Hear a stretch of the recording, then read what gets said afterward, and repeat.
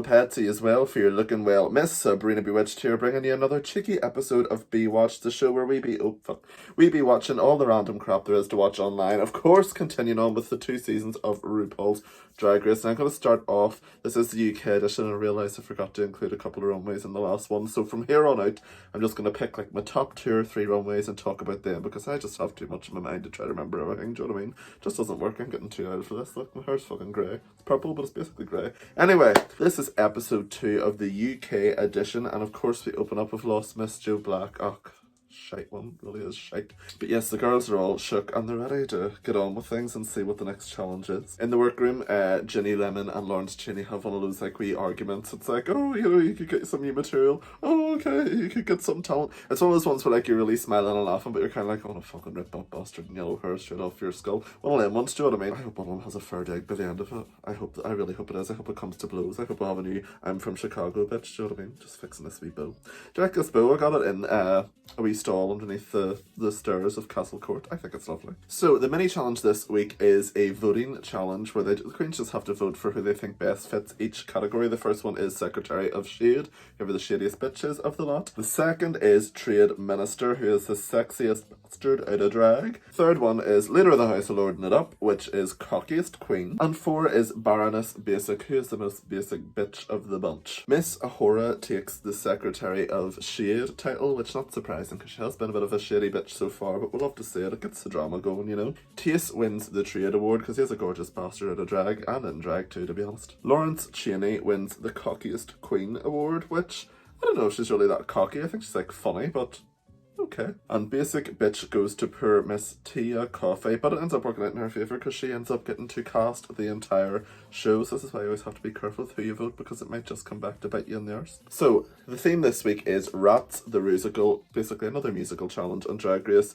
Based on, it's kind of like a party of cats, it seems, and there's a bit of debate and back and forth of who gets what role, who wants to swing their ditties, who wants to sing, who wants to do whatever, and yeah, we end up, everyone gets cast. I think everyone's happy enough with the role. Veronica Green takes one of the lead roles, which I can't wait to see, because I did see her singing on another show and I thought she was fabulous, so I can't wait to see how she does in this challenge. The girls are all in rehearsals and Miss Lawrence Cheney has a moment because she's uncomfortable with the whole singing and dancing thing. It always happens to somebody, I understand it's like a melting pot of anxiety being in a competition where you're away from your support circle and stuff like that, but just get full and go on the stage. Whatever happens, happens. Do you know what I mean? Have a gig. In the workroom, the girls are getting ready after rehearsals, and in the politest way possible, we find out that Ahura and Tace have bucked in the past, and there's a bit of flirting going on there. So is this another romance bubble, and we'll just have to wait and see. But yeah, they're all horny wee bastards. I love it. I have in fact moved my ponytail to the other side to show some versatility. You're welcome. So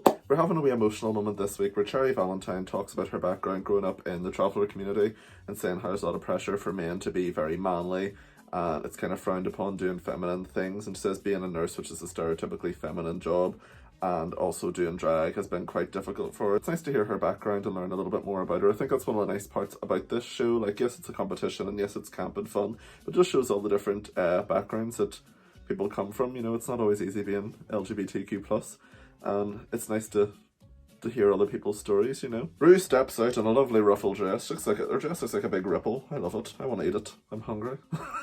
And we are joined by special guest judge Sheridan Smith. I absolutely love Sheridan Smith. I grew up watching 2 pints of lager and a packet of crisps. Probably wasn't supposed to at that age, but you know, fuck up. And yeah, I'm a huge fan of her, so I'm glad they picked her as a guest judge this week. Everyone looks lovely. I can't wait to see what happens. Rats the Rusical happens. All the girls do a good job. A couple of standouts for myself were Bimini Bombulash. I think she took the character role very well. So did Ahura.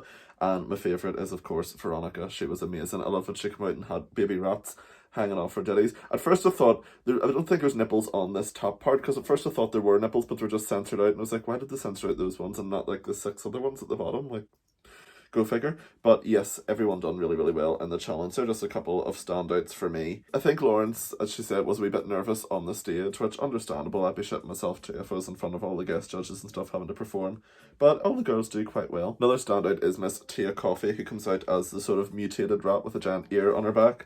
And she is an absolute gig. She really gets into the character. She has fun on stage. But I love that she tried to shablam as well with the giant ear on her back. That is iconic. That is what I'm here to see. The runway theme this week is Surprise, Surprise. And Miss Ahura comes out, I think she's one of my favourites actually. This is one of my favourite looks. She comes out with a top hat and sort of a suit and then tears it off into a reveal. There's a big high sculpted blonde hair and she is now the bride, so it's like groom to bride kind of thing. I really, really love this look. I think it's absolutely gorgeous. She's been turned out so far on the runway and it's to be expected, but yes, I love this look. I think it's one of my favourites. Second favourite runway is Miss Ellie Diamond. I absolutely love this look. The Wizard of Oz, 3 different characters, tearaways, which is fab. I'm pretty sure she made it herself too. And a special shout out to Jenny Lemon because I do love the wee ass reveal that she did. I thought it was very cheeky. Oh, pardon the pun.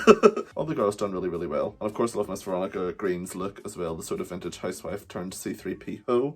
Very, very clever and very well executed. Veronica Green ends up being the winner of this week's challenge. Well deserved, I absolutely agree. And the bottom 2, of course, are, spoiler alert, Cherry, Valentine, and Tace. I don't think they were fussed on the blood look. And RuPaul, one thing I noticed, RuPaul said, you know, we don't want to see something that was bought in a store, but Astina won the challenge last week in a jacket from ASOS, so you just never know what to expect. Just have a gig and have fun because you don't know what the right thing is to do on the runway. But yes, the 2 girls lip sync. Ultimately, Cherry Valentine goes home. The lip sync song is Memories, and ultimately Cherry Valentine goes home, which is sad to see. I thought she might have kept them both, but Tace won the lip sync. To be honest, I kind of thought Cherry might have went home because one thing I've noticed, there's a pattern on Drag Race. Whenever you hear them talking about like their backstory and things, they're in trouble that week. I think they're trying to get their story out in the open there before they get eliminated, so that's one pattern I've noticed. So I kind of had a feeling earlier on in the episode, but what can you do? But anyway, what did you guys think of this week's episode? I thought it was a pish. I quite liked it. I loved the musical, thought it was funny. I always love those challenges. But do you agree with who went home? Do you agree with the winner? Who was your favourite runway? This week's really fucking tight. It's actually cutting off circulation. I'm starting to think I'm Santa or something. I look like Tinky Winky in this light. Gorgeous. Look at this big bone, like Honey Boo Boo. But anyway, if you enjoyed this video, make sure you give it a like, share, comment, and subscribe. I put out new videos every single week. I'm also still doing the US one. I forgot to do it this week, so I'll just do like a double dunker or something on Saturday to get them both over with. But until next time, stay safe, stay home, and wash your hands. Mwah! Love you lots. Bye, guys.